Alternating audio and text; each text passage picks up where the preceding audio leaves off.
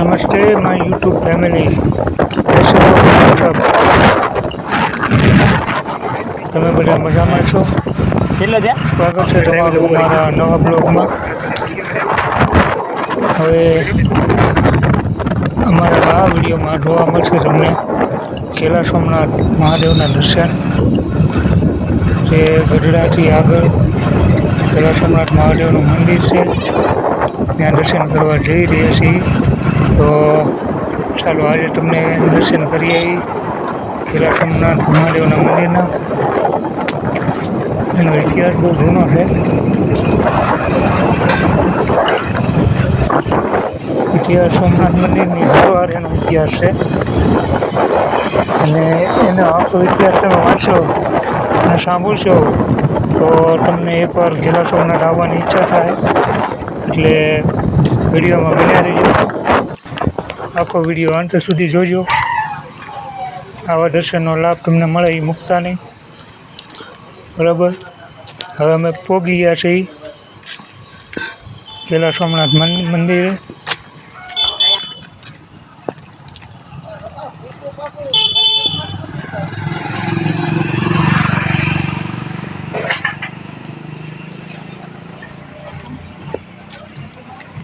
હવે અમે આવી ગયા છીએ કેલા સોમનાથ દર્શન માટે.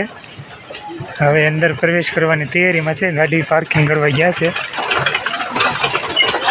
ગાડી પાર્કિંગ કરીને આવે ત્યાં સુધી એની વાટ જોઈશું આપણે. એ આવી જાય એટલે પછી આપણે અંદર મહાદેવના દર્શન કરવા જઈશું.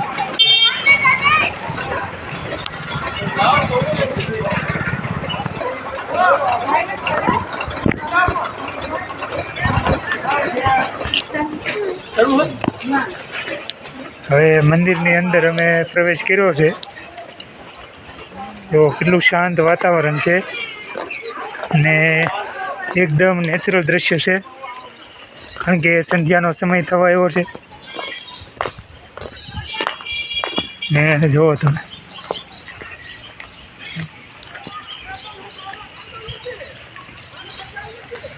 ચોખ્ખાઈ પણ એટલી છે.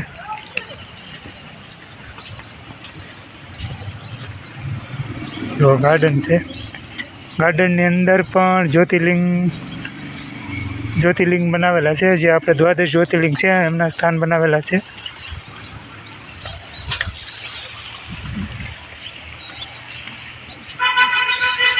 હવે જોશું આપણે, જો અંદર ફોન લઈ જવાની મનાય છે તો તમને દર્શન નહીં કરાવી શકીએ. કોશિશ કરશું કે રેટ સુધી તમને દર્શન કરાવી શકીએ.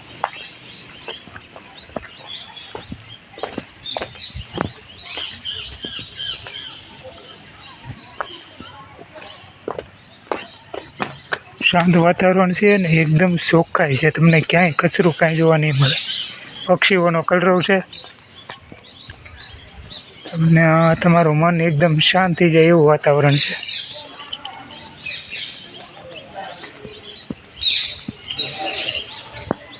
હાલો ભાઈ, જલા હવે ફોન તારી પાસે રાખવાનો છે.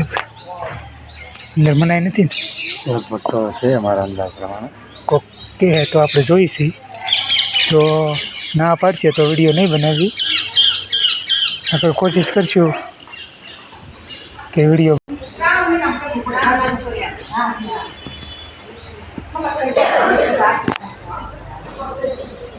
જય હો નંદી મહારાજ,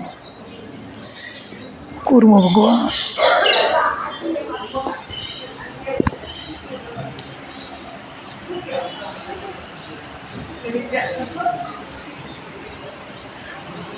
શિવ મંદિરનો નિયમ છે, આપણે ગમે ત્યારે શિવ મંદિરે દર્શન આવીએ એટલે એમની પોણી પ્રદક્ષિણા કરવી પડે. તો આ છે અમારે ભાણો છે, બરાબર. એ સાથે આવ્યો છે મારી દર્શન કરવા.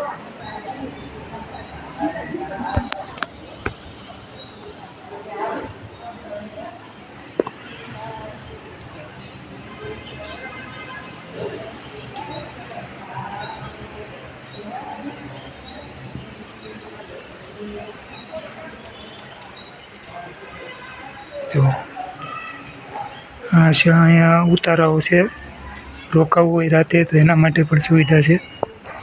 હવે આપણે પ્રદક્ષિણા કરીશું ભગવાનની. તો સરસ મજાનો ગેટ બનાવેલો છે, અહીંયાથી પણ તમે દર્શન કરી શકો છો કેલા સોમનાથ મહાદેવના. યમદેવ, વરુણદેવ અને કુબેર ભગવાન એમના આ ત્રણેય દ્વાર છે. આ પાછળથી દ્રશ્ય છે. પહેલાં આપણે આગળ હતા જ્યાંથી આપણે દર્શન કર્યા હતા, અને આ દ્વાર છે એ હવે ગૌમુખ અને કુબેર ભગવાન જે આ દ્વારે બિરાજમાન હોય છે. અહીંયાથી આપણી પ્રદક્ષિણા પાછી જાય.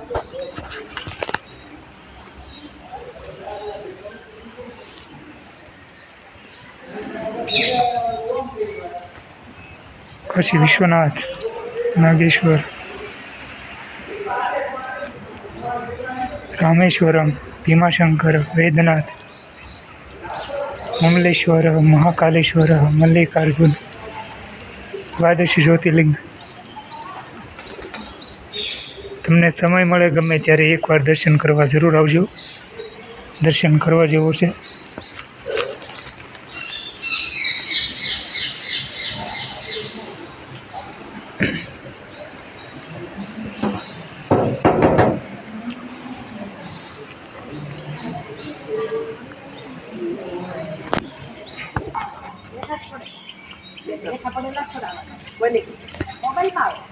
એવું કઈ ન હોય ને તે મોબાઈલ વાળા બોલતી ના હોય પછી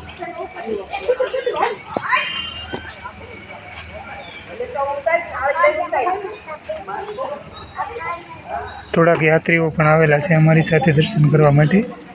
તેઓ દર્શન કરી રહ્યા છે, અમે દર્શન કરી લીધા છે. તો હવે બહાર જઈશું અને અહીંયા શું શું સુવિધા છે એ તમને કહીશું.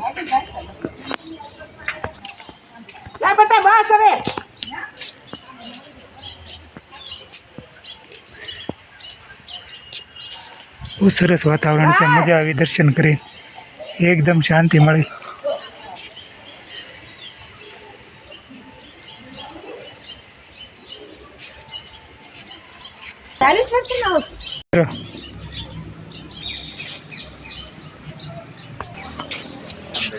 ભોજન માટેની વ્યવસ્થા પણ છે અહીંયા, કારણ કે યાત્રિકો દૂરથી આવતા હોય તો રહેવાની તો સુવિધા છે જ, તે સાથે પ્રસાદની પણ વ્યવસ્થા છે. એટલે આ તમારી જાણ ખાતર તમારે ક્યારેક દર્શન કરવા આવવું હોય તો તમારે સરળ પડે એના માટે તમને માહિતી આપી દઈ.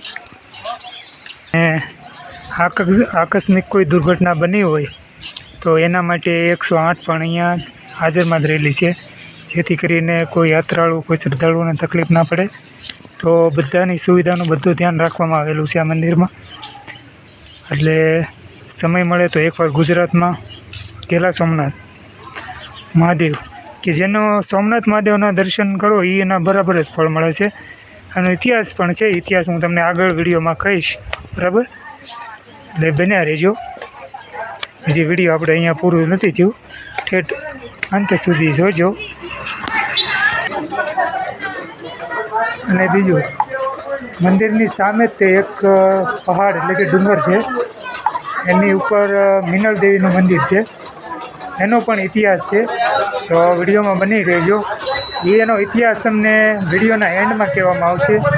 ઇતિહાસ જાણવા માટે તમારે વિડીયો આખો જોવો પડશે. તો હવે અમે માતા મિનલ દેવીના દર્શન કરવા જઈએ છીએ.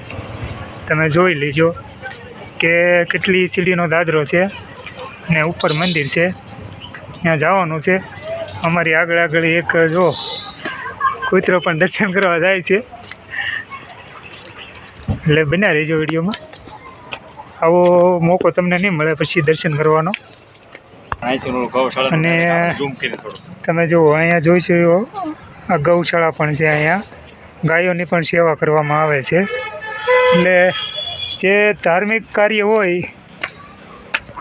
એ બધા અહીંયા જોડાયેલા છે.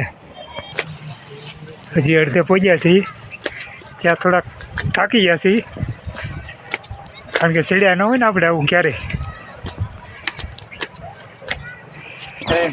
બસ હવે સાજી સીડી નથી, મંદિરે પહોંચવા આવી ગયા છીએ. જોઈ લો તમે, આ મંદિરની ઉપરની જે દૃશ્ય દેખાય એ દૃશ્ય તમે જોઈ રહ્યો.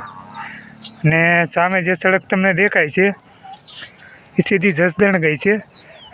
તમારે આવવું હોય તો જસદણથી પણ આવી શકો અને ગઢડાથી પણ આવી શકો તમે. બરાબર, એટલે સેન્ટરમાં છે લોકેશન.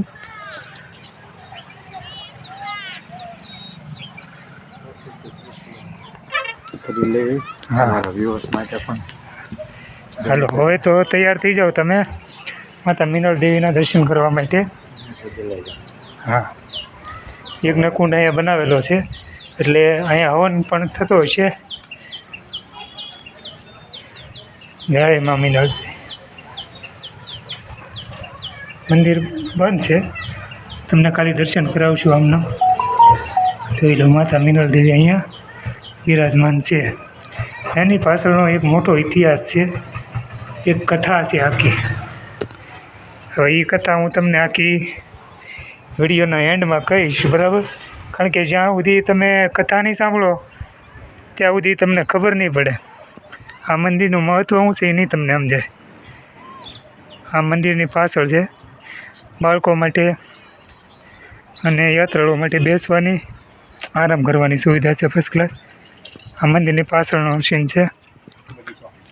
હા, બગીચો બનાવેલો છે અને ત્યાં જવા માટે આ રસ્તો પણ છે. આ રસ્તેથી સીધા તમે ત્યાં જઈ થોડોક આરામ કરી શકો, બેસી શકો, નાસ્તો લાવ્યો હોય તો નાસ્તો કરી શકો. એવી ફર્સ્ટ ક્લાસ સુવિધા છે. અને અમારી આગળ જે હતો આ કૂતરો, એ પણ અહીંયા આવીને જાણે દર્શન કરવા આવ્યું હોય એમ જ બેઠો છે. પાછું લઈ લઈ. હવે દર્શન કરી લીધા છે અમે. હવે થોડાક નીચે જાય છે, પછી થોડીક ભૂખ લાગી છે તો કાંઈક ખાશું અને થોડોક આંટા મારશું. બરાબર, હાલો તો.